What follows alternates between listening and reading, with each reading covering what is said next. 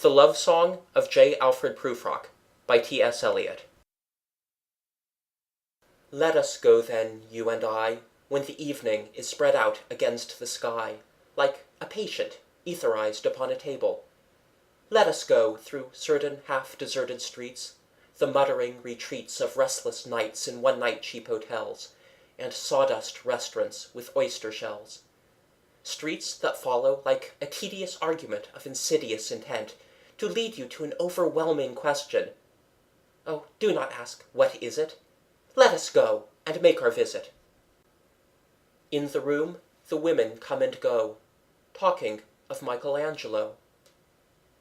The yellow fog that rubs its back upon the window panes, the yellow smoke that rubs its muzzle on the window panes, licked its tongue into the corners of the evening, lingered upon the pools that stand in drains, let fall upon its back the soot that falls from chimneys, slipped by the terrace, made a sudden leap, and, seeing that it was a soft October night, curled once about the house, and fell asleep. And, indeed, there will be time for the yellow smoke that slides along the street, rubbing its back upon the window panes. There will be time to prepare a face to meet the faces that you meet.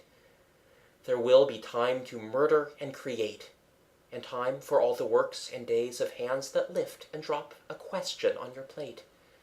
Time for you, and time for me, and time yet for 100 indecisions, and for 100 visions and revisions, before the taking of a toast and tea. In the room, the women come and go, talking of Michelangelo. And, indeed, there will be time to wonder, do I dare? And, do I dare? Time to turn back and descend the stair, with a bald spot in the middle of my hair. They will say, how his hair is growing thin. My morning coat, my collar mounting firmly to the chin, my necktie rich and modest, but asserted by a simple pin. They will say, but how his arms and legs are thin. Do I dare disturb the universe? In a minute there is time for decisions and revisions which a minute will reverse. For I have known them all already, known them all. Have known the evenings, mornings, afternoons. I have measured out my life with coffee spoons. I know the voices dying with a dying fall, beneath the music from a farther room. So how should I presume? And I have known the eyes already, known them all, the eyes that fix you in a formulated phrase. And when I am formulated, sprawling on a pin, when I am pinned and wriggling on the wall, then how should I begin to spit out all the butt ends of my days and ways? And how should I presume? And I have known the arms already, known them all, arms that are braceleted and white and bare, but in the lamplight, downed with light brown hair. Is it perfume from a dress that makes me so digress? Arms that lie along a table, or wrap about a shawl. And should I then presume? And how should I begin? Shall I say, I have gone at dusk through narrow streets, and watched the smoke that rises from the pipes of lonely men in shirt-sleeves leaning out of windows? I should have been a pair of ragged claws scuttling across the floors of silent seas. And the afternoon, the evening, sleeps so peacefully, smoothed by long fingers, asleep, tired.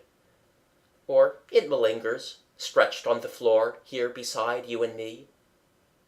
Should I, after tea and cakes and ices, have the strength to force the moment to its crisis?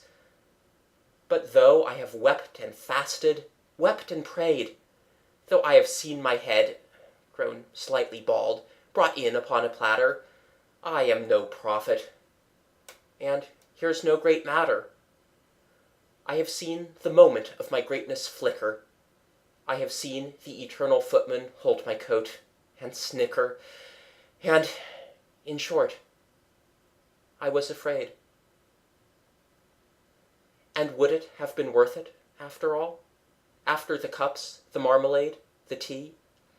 Among the porcelain, among some talk of you and me, would it have been worthwhile to have bitten off the matter with a smile, to have squeezed the universe into a ball, to roll it toward some overwhelming question, to say, I am Lazarus, come from the dead, come back to tell you all, I shall tell you all, if one, settling a pillow by her head, should say, that is not what I meant at all, that is not it at all.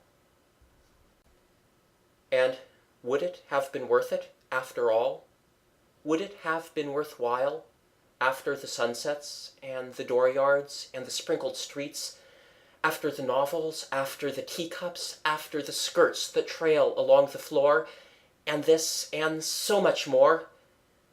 It is impossible to say just what I mean, but as if a magic lantern threw the nerves in patterns on a screen, would it have been worthwhile if one, settling a pillow or throwing off a shawl and turning toward the window, should say, that is not it at all, that is not what I meant at all.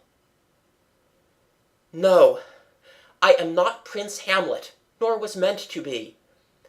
An attendant lord, one that will do to swell a progress, start a scene or two, advise the prince, no doubt an easy tool, deferential, glad to be of use, politic, cautious, and meticulous, full of high sentence, but a bit obtuse, at times, indeed, almost ridiculous, almost, at times, the fool. I grow old. I grow old. I shall wear the bottoms of my trousers rolled. Shall I part my hair behind? Do I dare to eat a peach? I shall wear white flannel trousers, and walk upon the beach. I have heard the mermaids singing, each to each. I do not think that they will sing to me. I have seen them riding seaward on the waves, combing the white hair of the waves blown back, when the wind blows the water white and black. We have lingered in the chambers of the sea, by sea-girls wreathed with seaweed red and brown, till human voices wake us, and we drown.